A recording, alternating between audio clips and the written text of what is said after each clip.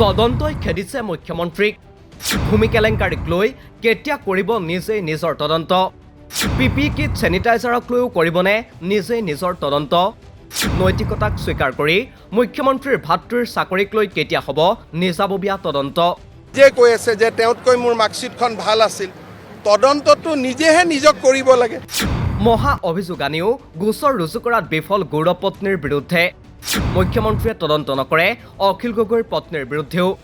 তদন্তৰ ভূতে খেদিছে কিয় মুখ্যমন্ত্ৰীক নিজৰ বিৰুদ্ধে নিজেই তদন্তৰ এক সাংঘাতিক সূত্ৰ আৱিষ্কাৰ কৰিছে মুখ্যমন্ত্ৰী হিমন্ত বিশ্ব শৰ্মাই খুদ বিধানসভাৰ মজিয়াত মুখ্যমন্ত্ৰীৰ মন্তব্য অখিল গগৈৰ পত্নীয়ে চাকৰি কেনেকৈ পাইছিল জানে মুখ্যমন্ত্ৰীয়ে আপোনাৰ পৰিবাৰতকৈ চোকা ছোৱালীক পিছ পেলাই থৈ চাকৰি দিয়া হৈছিল পেপাৰত ওলাইছিল ৰেকৰ্ড আছে মই আজি তাৰ পাছতেই প্ৰত্যাহ্বান অখিল গগৈৰ গীতাশ্ৰী তামুলীৰ বিৰুদ্ধে তদন্ত ঘোষণা কৰক মুখ্যমন্ত্ৰীয়ে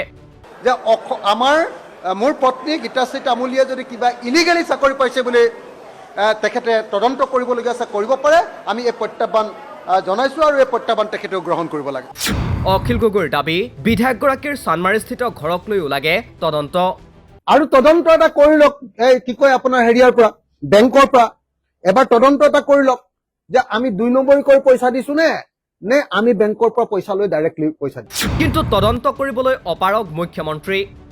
মুখ্যমন্ত্ৰীৰ মতে নিজেই কৰিব লাগে নিজৰ বিৰুদ্ধে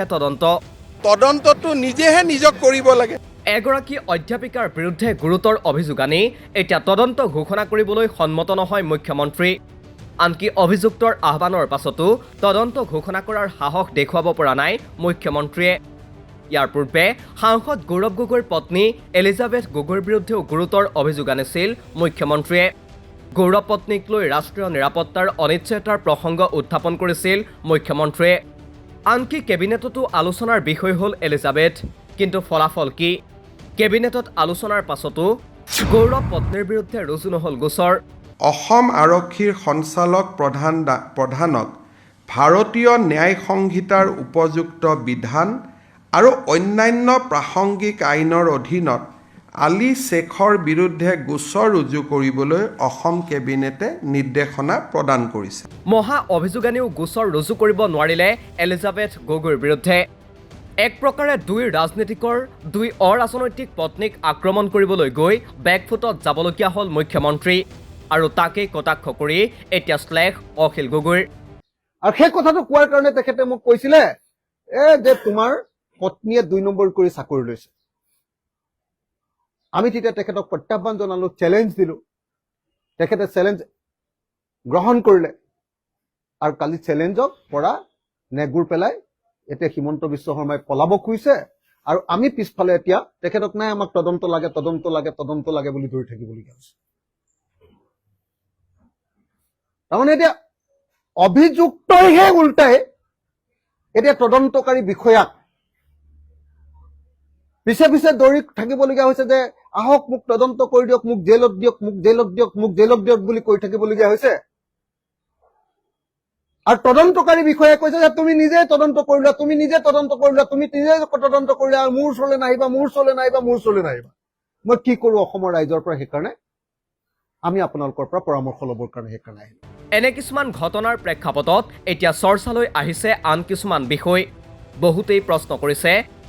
ভূমি কেলেংকাৰীৰ ক্ষেত্ৰত কৰিছিল নে নিজেই নিজৰ তদন্ত পিপি কিট চেনিটাইজাৰৰ হ'বনে নিজাববীয়া তদন্ত দ্য ক্ৰছ কাৰেণ্ট আৰু দ্য ৱায়াৰৰ এক অনুসন্ধানত ফাদিল হৈছিল মুখ্যমন্ত্ৰীৰ পৰিয়ালৰ এক বৃহৎ ভূমি কেলেংকাৰীৰ কাহিনী মুখ্যমন্ত্ৰীৰ পত্নীৰ প্ৰতিষ্ঠানে কোভিড কালত অধিক দামত চেনিটাইজাৰ যোগানৰো কাহিনী ফাদিল হৈছিল সংবাদ প্ৰতিষ্ঠান দুটাৰ প্ৰতিবেদনত একেদৰে ফ্লাইঅভাৰ উদ্বোধন কেন্দ্ৰীয় চৰকাৰৰ ৰাজসাহাৰ্য আদি বহু কাহিনীত নাম সাঙুৰ খাই আছে মুখ্যমন্ত্ৰীৰ পত্নী আৰু ঘনিষ্ঠৰ একেদৰে মুখ্যমন্ত্ৰীৰ ভাতৃৰ নিযুক্তিক লৈও আছে বিশাল অধ্যায় এতিয়া সৰ্বসাধাৰণ ৰাইজৰে প্ৰশ্ন এইবোৰ ঘটনাক লৈ কোনোবাই কৰিছিল নে নিজেই নিজৰ তদন্ত অথবা কেতিয়াকৈ কৰিব নিজেই নিজৰ তদন্ত সৰ্বসাধাৰণ ৰাইজেই প্ৰশ্ন কৰিছে গীতাশ্ৰী তামুলীৰ বিৰুদ্ধে তদন্ত কৰাত ভয় কিয় মুখ্যমন্ত্ৰীৰ গোচৰ ৰুজু নহল কিয় এলিজাবেথ গগৈৰ বিৰুদ্ধে তদন্তৰ প্ৰতি মুখ্যমন্ত্ৰীৰ এনে অনীহাই দুই ৰাজনৈতিক মহিলা আক্ৰমণৰ কাৰ্যই মুখ্যমন্ত্ৰীক যে বেকফুটলৈ হেনিলে তাকেই প্ৰমাণ কৰা নাইনে? নিউজ ডেস্ক ৰিপৰ্ট, দি ক্ৰছ কাৰেণ্ট।